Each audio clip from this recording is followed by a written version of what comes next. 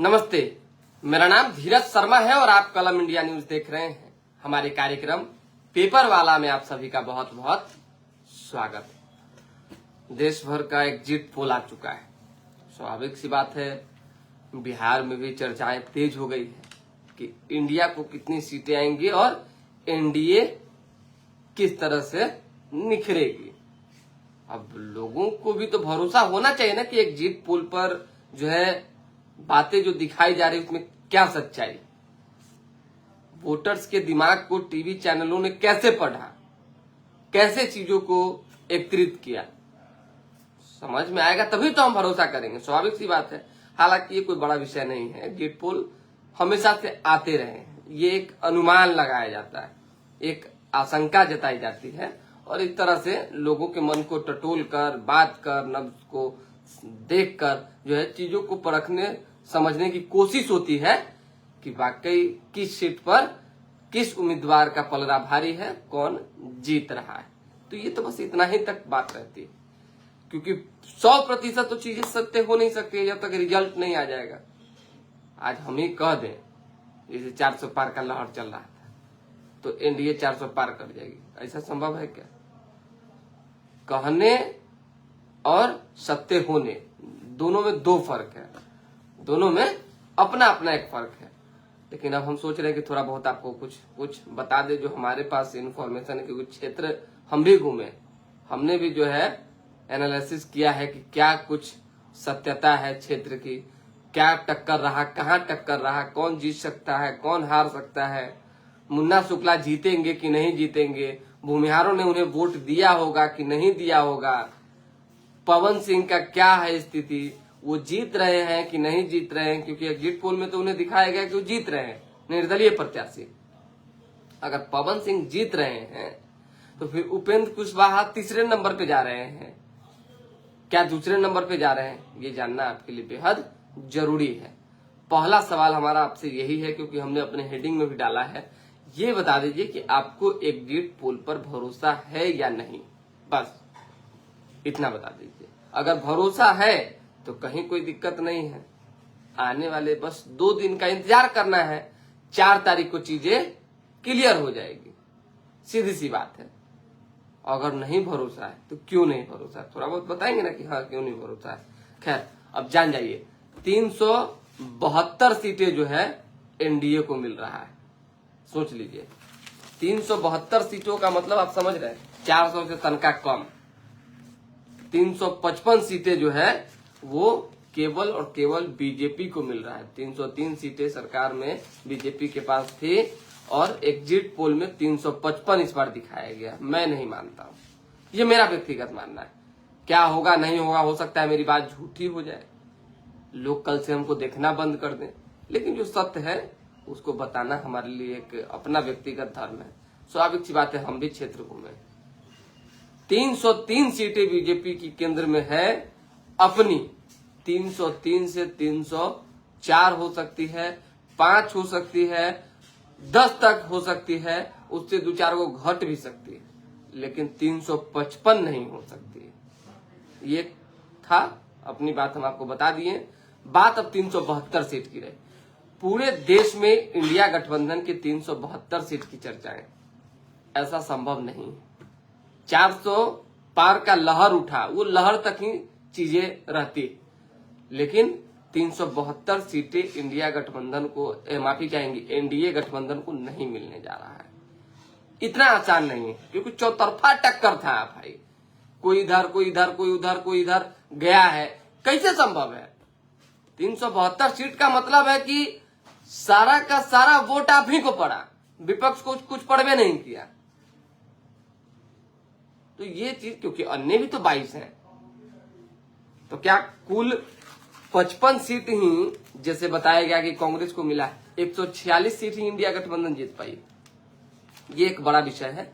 तो 372 सीट नहीं, लेकिन 340, 30 इस तरह के आंकड़े होंगे एनडीए के।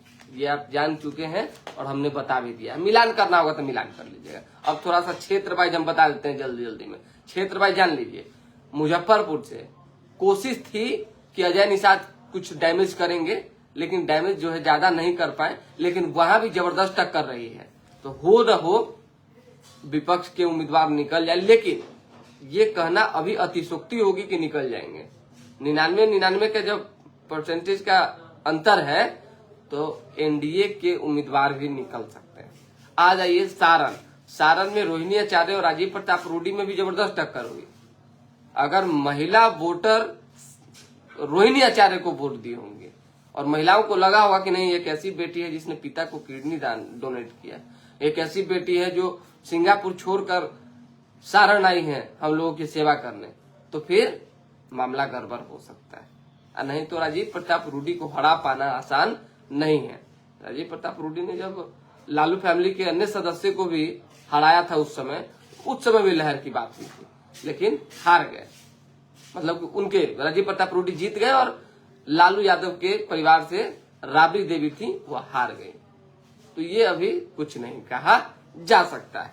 अब आ जाइए बक्सर में ब्राह्मण अगर टूटे होंगे, यानी जिस तरह से आनंद मिश्रा मैदान में थे, ददन पहलवान मैदान में थे, तो ददन पहलवान तो काटे होंगे तो इंडिया गठबंधन का वोट काटे होंगे, सुधाकर सिंह का वोट काटे होंगे, और आनंद मिश्रा जो है वो बीजेपी का वोट काटे होंगे मिथिलेश तिवारी मैदान में।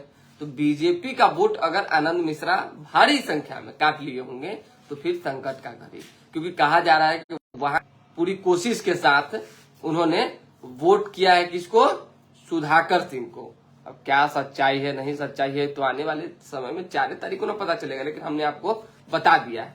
वही चीजें हैं वैशाली में। मुन्ना शुक्ला को अगर सारे भूमिहार मिलकर वोट दिए होंगे तो जीतेंगे। अगर भूमिहार नहीं दिए होंगे, यानी वो भूमिहार को तोड़ने में अपने पाले में करने में सफल नहीं हुए होंगे, तो कोई माइक का लाल उनको जिता नहीं सकता है। सीधी सी बात है, जो फॉर्मूला हमने आपको बता दिया, क्योंकि वहां भूमिहार ही एक बड़ा फैक्टर थे। अरे राजद का जो वोट है वो तो है ही उनके पास। मल्लाह का जो 50% वोट, क्योंकि देखिए मुकेश सहनी के जाने से तो 50% वोट मल्लाह का गेवे न किया है, लेकिन 50% अभी भी एनडीए के साथ था। बाकी अति पिछड़ा ओबीसी में भी एनडीए का वोट है, कई तरह के समाज में एनडीए का वोट है। तो ऐसे में एक मुश्त वोट भूमिहार का बहुत प्रभावित करेगा उस सीट को, अगर मुन्ना शुक्ला के पक्ष में पड़ा होगा तब। नहीं तो बातें खत्म है, तो दूसरा चर्चा ही करना बेकार है। काराकाट में भी वही स्थिति थी, पवन सिंह के जीतने की बात आ रही है, लेकिन ये भी सूचना हमारे पास इन्फॉर्मेशन है कि लास्ट समय तक पवन सिंह के पक्ष में राजपूत ने ही वोट पूरे तरीके से नहीं किया है। और जब राजपूते वोट सही से नहीं करेगा और कुशवाहा अगर उपेंद्र कुशवाहा पर जबरदस्त तरीके से वोट किए, क्योंकि आरजेडी को देना नहीं चाहते हैं, तो ऐसे में उपेंद्र कुशवाहा के जीतने का चांस है हमारे हिसाब से। अब आपके हिसाब से भगवान जाने, एग्जिट पोल के हिसाब से भी भगवान ईश्वर जाने, हमारे हिसाब से उपेंद्र कुशवाहा के जीतने का चांस है। और अगर उपेंद्र कुशवाहा नहीं जीतते हैं तो राजा राम जीत जाएंगे। समझ जाइए, लोग वोट किसको देता है, पार्टी को। अरे जात का और व्यक्तिगत वोट तो कम होता है, कुछ होता है, लेकिन सबसे ज्यादा वोट क्या हो, किसका होता है, पार्टी का होता है। पार्टी में कौन है, बड़ी बड़ी पार्टियां जो जिस व्यक्ति के साथ खड़ी है उसका वोट होता है। पूर्णिया आ जाइए, पूर्णिया में पप्पू यादव को लेकर जबरदस्त हवा थी। पप्पू यादव ने बहुत शानदार और जानदार फील्डिंग की थी, मतलब दिव्योजान से उन्होंने अपनी पूरी ताकत झोंक दी थी। हम लोग भी देखते तो कहते कि बताइए इनको तो जीतना ही चाहिए था, किसी भी हाल में जीतना चाहिए। और मेरा व्यक्तिगत अभी मानना है कि पप्पू यादव जैसे नेता को एक बार फिर से जो है संसद जाना चाहिए था, लेकिन अभी भी कुछ नहीं बिगड़ा है। अभी भी हम कोई बड़का भविष्यवाणी तो कर नहीं रहे हैं, और पंडित तो है नहीं कि बता दे कि नहीं पप्पू यादव हार रहे। लेकिन जो इन्फॉर्मेशन है, जो बातें निकलकर वोटिंग के बाद सामने आई है, उसमें यही चीजें निकल कर आ रही है कि पप्पू यादव हार रहे हैं, बीमा भारती हार रही हैं। जीत कौन रहा है, तो एनडीए प्रत्याशी। मुंगेर में आ जाइए, मुंगेर को लेकर ललन सिंह के बारे में कहा जा रहा था कि भाई ये होगा वो होगा, लेकिन अनंत सिंह के फील्डिंग करने से ललन सिंह मजबूत हो गए, ललन सिंह जीत रहे हैं, हमने बता दिया। सिवान में राजपूत अगर हीना साहब के पक्ष में गोलबंद हुए होंगे तो हीना साहब को जीतने से कोई नहीं रोक सकता है। तो जान लीजिए कि सिवान में जेडीयू प्रत्याशी विजय लक्ष्मी और हिना साहब के बीच ही टक्कर थी। अवध बिहारी चौधरी आरजेडी के उम्मीदवार थे, लेकिन वो साइड थे। रेस से घोड़ा जब साइड हो जाता है, हमारा उदाहरण दे रहे हैं हम, किसी को घोड़ा कह नहीं रहे हैं, घोड़ा अगर रेस से साइड हो जाता है तो उसे साइड कर ही दिया जाता है, समझ ही लिया जाता है। तो वही चीजें हैं, दो ही लोगों के बीच टक्कर थी, तो हिना साहब जीत सकती हैं जैसा माहौल बना हुआ है। महाराजगंज में एक बार फिर से कमल खिलेगा, क्योंकि वहां की स्थिति एक मुश्त वोट वाली है। जहानाबाद में जो देखिए दो भूमिहार मिल के, हम बार बार कह रहे हैं, बिहार में तो भूमिहार समाज के लोग हों, राजपूत समाज के लोग हों, चाहे ब्राह्मण समाज के लोग, जो एक तबका है वो एक बड़ा फैक्टर रहा है कहीं भी किसी को जिताने और किसी को हराने के लिए। भूमिहार अगर चाह जाते तो जहानाबाद में जेडीयू को जीतने से कोई नहीं रोक सकता था, किसी में इतनी ताकत नहीं थी। लेकिन अब दुद्दू को भूमिहार मैदान में खड़ा हो गया, अब कैसे संभव है। अरुण बाबू खड़ा हुए, उन्होंने कुछ वोट काट लिया, उनका अपना भी कुछ वोट है। मायावती का जो वोट है वो वोट उन्होंने काटा। आशुतोष कुमार ने अपना वोट काटा, भूमिहार ब्राह्मण के नेता भी हैं, लगातार क्षेत्र घूमते रहे हैं और उसके बाद से चुनाव मैदान में है, तो उन्होंने भी वोट काटा। तो फायदा किसको पहुंचा? राजद उम्मीदवार को। मान लीजिए बीजेपी का वोट वहां काट लीजिएगा तो फायदा राजद को ना पहुंचेगा जी, इंडिया को। तो ये हो रहा है कि उधर से जीतने का चांस कहीं ना कहीं आरजेडी उम्मीदवार की बन गई है। दूसरी सीट में भी यही चक्कर थी। हमने जो कुछ ऐसी सीटें थी, जैसे मीसा भारती को लेकर कहा जा रहा है कि गणित समझ लीजिए, उसके बाद हम अखबार की जो खबरें हो हम आपको बता देंगे। गणित साफ है। पाटलिपुत्रा लोकसभा सीट को लेकर गोलीबारी भी कल हो गई, गोली चल गई रामकृपाल यादव के काफिले पर, गाड़ी पर, उनके कार्यकर्ता के साथ मारपीट हो गया। हम आपको बताते हैं, जिस दिन रामकृपाल यादव ने नॉमिनेशन फाइल किया था और भाषण दे रहे थे कृष्ण मेमोरियल हॉल में, लोग जो है न मात्र के थे। न मात्र मतलब उनके ही आसपास इर्द गिर्द के लोग थे, यानी 150, 150, 200 लोग होंगे, और भाषण जबरदस्त तरीके से चला। हमने उसी समय आकलन कर लिया था, अंदाजा लगा लिया था, क्षेत्र भ्रमण भी किया हमने कि अब यादव जो है जाति आधारित गणना के बाद इतना गोलबंद हो गए हैं लालू यादव के पक्ष में, इतना गोलबंद हो गए हैं कि वो किसी के लिए भी खतरा साबित हो सकते हैं। ऐसी स्थिति उत्पन्न हो गई। और पिछले बार माले के उम्मीदवार खड़ा हुए थे पाटलिपुत्रा में, समझ जाइए तकरीबन 1,40,000 के करीब, 1.5 लाख के करीब जो है वोट आया था। इस बार माले जो है आरजेडी के साथ है। पिछले बार मुकेश सहनी आरजेडी के साथ नहीं थे, इस बार मुकेश सहनी आरजेडी के साथ है। ऐसे में 38,000 वोट थे पिछले बार जब रामकृपाल यादव जीते थे। तो स्थिति इस बार की नाजुक बनी हुई। कहा जा रहा है कि वो 38,000 को फुलफिल जो है माले के ही कार्यकर्ता वोटर्स कर देंगे और प्लस में मुकेश सहनी हो जाएंगे। तो मीसा भारती के जीतने का चांस बढ़ता चला गया है, ज्यादा चला गया है। हाँ, इसमें यह भी है कि अगर यादव 2-4-5% रामकृपाल यादव को वोट दिए होंगे तो फिर कोई नहीं हरा सकता है, और यादव नहीं दिए होंगे तो बातें खत्म। दुनिया भर का तो इतना ना विवाद है कि कुछ कहने लायक नहीं। तो ये खबर थी तो हमने आपको बता दिया। अब आ जाइए थोड़ा बहुत अखबार में छपी हुई जो खबर है उस पर। शिवम शंकर देख रहे हैं, पोल ऑफ पोल्स 372 हमने बता दिया, 146 इंडिया को, कांग्रेस को 55 सीटें बताई गई और 25 जो है अन्य को। नतीजों का अनुमान 3 पोल में एनडीए 400 पार, इसे अधिकतम 415 और न्यूनतम 339 सीटें, और इंडिया को अधिकतम 182। मतलब अधिकतम में 415 सीटें एनडीए को। कैसे संभव है, कुछ समझ नहीं लग रहा है। लेकिन खैर देखिए, तो ईश्वर और जनता, ये लोग दो चीज तय करता है।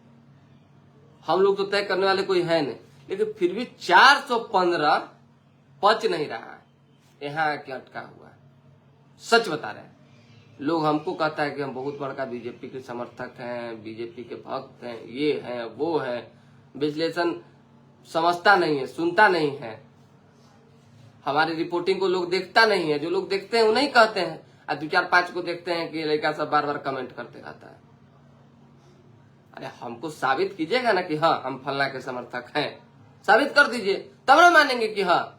अब सच्चाई पर पर्दा डाल के अगर साबित करना चाहिएगा तो कुछ भी संभव है। अब आंख पर चश्मा पहन लीजिए, अंधभक्त बन जाइए, सीधी सी बात है। एनडीए की सीटें घटेंगी लेकिन भारी नुकसान की संभावना है। अब भारी नुकसान में क्या होगा ये तो आने वाले समय में पता चलेगा। लेकिन देखिए 10 सीटें जो है वो बिहार में कम सकती है, ये एग्जिट पोल बता रहा है। 10 सीटें, 40 में 10। लेकिन हम अब भी कह रहे हैं कि 10 सीटें नहीं घटेगी, तकरीबन 5 से 6 सीटें एनडीए की घटेगी, यानी कुल सीटें 34 से 35 आ सकती। 2019 में 2 चैनल के अनुमान से 90% अधिक सही हुए थे। चलिए तो बाद में पढ़ा जाएगा। अमेरिका में वो हो गया। दूसरी खबर है, गया समेत 5 जिलों में जो चलेगी लू, अभी पटना में और कड़ी धूप होगी, तो थोड़ा सा धूप से बच के रहिए। जिंदगी रहेगा ना तो दुनिया भर का वोट डालेंगे, और जिंदगी रहेगा तो दुनिया भर का चुनाव देखेंगे। कम से कम अभी धूप से बच के रहना है। अब कौन सी आखिरी चरण में 62% मतदान हुआ है, जिसमें बिहार में 51.92% वोट पड़े हैं। काराकाट में सबसे अधिक वोटिंग हुई है। काराकाट में मसौढ़ी राम कृपाल के काफिले पर गोलीबारी, बाल बाल बचे। दालों में प्रोटीन की गुणवत्ता ज्यादा पकाने से घटती है। दाल को ज्यादा मत पकाइए, सारा प्रोटीन खत्म हो जाएगा। जज्बे को सलाम, धूप और गर्मी के बहाने वोट नहीं करने वाले इनसे सीखे। बहुत लोग वोट नहीं करने के लिए बाहर नहीं निकला, वोटे नहीं किया, और बहुत लोग ऐसा है जो वोट करने के लिए बेताब था। हमारा से ऐसा लोग तो, हम लोग तो कहीं चल जाएंगे वोट करने के लिए। वोटर है भाई, 4-5 साल से वोट कर रहे हैं। 3 शहरी विधानसभा क्षेत्र कुम्हरार, बांकीपुर और दीघा में 40% से भी कम वोट पड़े। ये एक दुखद है। वोट जो है ज्यादा से ज्यादा जब पड़ते हैं तो नतीजे सही आते हैं। मतगणना की निगरानी के लिए निर्वाचन विभाग में टीम गठित की गई है। लालू प्रसाद यादव कल जो है हरिहर गमछा पहन के चले गए बूथ पर वोट देने। अब बताइए, अब जब बूथ पर जो उन्होंने वोट दिया है, जाकर परिवार के साथ गए थे, रोहिणी आचार्य साथ में थी और साथ में राबड़ी देवी थी। अब दोनों लोग थे, लालू यादव थे। अब बीजेपी ने शिकायत दर्ज की है चुनाव आयोग में, निर्वाचन आयोग से, कि हरिहर गमछा जो कि लालटेन का निशान बना हुआ था उस पर, और राजद की निशानी है, सिंबल है, वो दिखाकर लोगों को जो है वोटर्स को प्रभावित करने की लालू यादव ने कोशिश की है। इसलिए उन पर कार्रवाई हो, एफआईआर दर्ज होनी चाहिए। तो ये शिकायत मिली है, जांच पड़ताल के बाद पता चलेगा। कॉलम इंडिया हंस रहे हैं, काहे हो? कॉलम इंडिया से इतना तकलीफ है आपको?